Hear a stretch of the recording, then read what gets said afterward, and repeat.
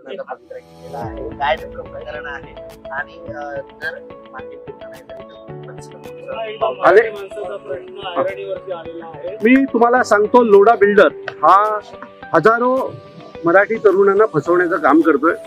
अनेक तरुण आणि हे लोक आकर्षित ऑफर तयार करतात की गरिबांसाठी स्वस्तात घर, आरामात पैसे द्या, कमवून पैसे द्या, असे वेगवेगळे ऑफर करतात. गणेश भोईर नावाचा एक रिक्षावाला आहे, त्याने 2 वर्षापूर्वी एक फ्लॅट बुक केला, 3 लाख रुपये ॲडव्हान्स दिले आणि त्याने लोनला प्रोसेस केली आणि त्याचं लोन झालं नाही म्हणून तो बुकिंग रद्द करायला आला. त्यांनी सांगितलं बुकिंग रद्द करून तुमची काय इनिशियल जी अमाऊंट आहे ती कट करा आणि माझे पैसे परत करा. मागील 2 वर्षापासून त्याला पैसे देण्यात येत नाहीयेत. काल अचानक सांगितलं आम्ही पैसे देणार नाही, तुला जे काय करायचं कर. तिथे केतकी नावाची एक मुलगी आहे, तिचा एक व्यवसाय होता हॉटेलचा, की आई वडील नसलेली मुलगी आहे आणि त्या मुलीने देखील 15 लाख रुपये भरले आणि 15 लाख रुपये भरल्याच्या नंतर तिला 10 लाख रुपये परत करण्यात आले. तेही मी 6 महिने पाठी लागल्याच्या नंतर 5 लाख रुपये तिचे कट केले. आणखी एक नाईक नावाच्या लेडीज आहेत, पंडित नावाची लेडीज आहे, तिने 2,08,00,000चं घर घेतलं आणि तिला 65 लाख रुपये दंड मारण्यात आलेला आहे. अशा हजारो केसेस लोढांच्या विरोधात आहेत. अप्पर ठाणा, लोढा पलावा, लोढा आमारा, अशा अनेक ठिकाणी अशा अनेक लोक आहेत ज्यांच्याकडनं 5-5, 10-10, 15-15 लाख रुपये घेण्यात आले आणि त्यांचे पैसे परत करत नाहीत लोढा बिल्डर. हा झाला बुकिंगचा अमाऊंट, हे पार्ट. अनेक कॉन्ट्रॅक्टर आहेत ज्याने ह्या बिल्डिंगी बांधल्या आणि त्यांना बिल 2 कोटी रुपये झाल्याच्या नंतर 50 लाख रुपये लेना है तो लो, नाही तो कोर्ट पे जाओ असं सांगितलं जातं. इथे लोढामध्ये लोढा आमाराची टीम आहे ज्यांच्या मेंटेनन्सचे 90 करोड रुपये बिल्डरने खाल्ले असं लोढा आमाराच्या लोकांचं मत आहे. आणि रोज लोढा आमारामध्ये दर रविवारी लोक साखळी आंदोलन करतात लोढा बिल्डरच्या विरोधात. अशा अनेक तक्रारी लोढा बिल्डरच्या विरोधात आहेत, परंतु लोढा हे स्वतः मंत्री असल्यामुळे त्यांची दखल घेतली जात नाही.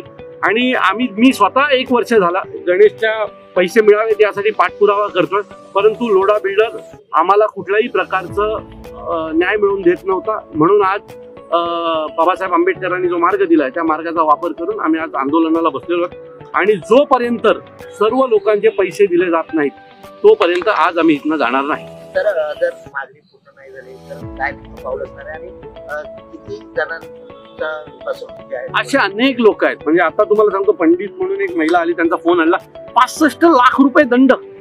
2 कोटीच्या घरावर जर 65 लाख रुपये दंड ती भरायचा असेल तिला, तर ती बाई कसं भरेल हो? मग घराची किंमत काय झाली?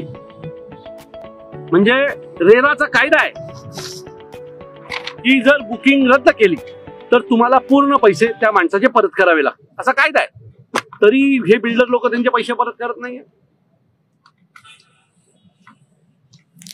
मग कायद्याचा काय उपयोग? मग कायदे कशाला बनवले?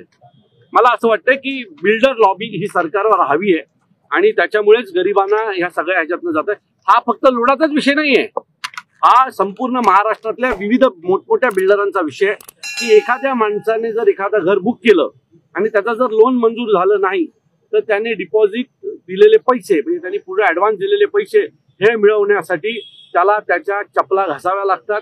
त्यांना काही लोकांना चपला घासून अर्धे पैसे मिळतात, काही लोकांना पैसेच मिळत नाही. लोक शेवटी कंटाळतात आणि बाजूला टाकतात. अनेक लोकांनी तर दागिने घाण ठेवतात, त्यांच्या अट्रॅक्टिव्ह ऑफरला ते लोक बळी पडतात, दागिने घाण ठेवतात आणि दागिने पण जातात आणि घर पण मिळत नाही. तर या सगळ्यांचा आम्ही आज विरोध करतोय आणि मला पूर्ण खात्री आहे जोपर्यंत गणेशचे पैसे मिळणार नाही तो आम्ही आज इथनं जाणार नाही. त्यांना आम्ही मागचे 3 दिवस झाले आमची लोक येत आहेत, त्यांच्याशी बोलतात, पण कुठल्याही प्रकारचा न्याय मिळत नाही असं ज्या वेळेला आम्हाला कळलं त्यावेळेला आम्ही आंदोलनाला बसलेलो आहे. आमचा अल्टिमेट हाच असेल की ज्या गोरगरिबांचे पैसे घेतले ते परत करा. त्यांचे नावं मोठी आहेत पण लक्षणं यांची खोटी आहेत. गरिबांना फसवणं, गोरगरीब जनतेचा विचार न करतं रिक्षावाले आहेत, काही भांडी घासणाऱ्या महिला आहेत, काही कुठेतरी मिडल क्लास 25,000ची नोकरी करणारी लोक आहेत, या सगळ्यांची फसवणूक लोढा बिल्डरकडनं होत आहे. आमचा गण्या आहे, आमचा गण्या जर 3 लाख रुपये जर त्यांनी दिले, 2-3 लाख रुपये दिले असतील, तो दिवसाला सकाळी 8 वाजता रिक्षा काढतो, संध्याकाळी 7 वाजेपर्यंत रिक्षा चालवतो, त्याला 1,000 रुपये मिळतात. आता तुम्ही डिवाइड करा, 3 लाख भागिले 3 लाख करा, 300 दिवस गण्याने मेहनत केल्याची कमाई याला खाऊन देणार आहे आम्ही. 300 दिवस लागले त्याला 3 लाख रुपये कमवायला. आम्ही याला खाऊन देणार नाही लोडाला. लोडाच्या घशातमध्ये पैसे काढणार म्हणजे काढणार. नवीन नवीन घडामोडी पाहण्यासाठी आजच आम्ही मुंबईकर 24 तासला लाईक करा, सबस्क्राईब करा आणि अपडेट रहा.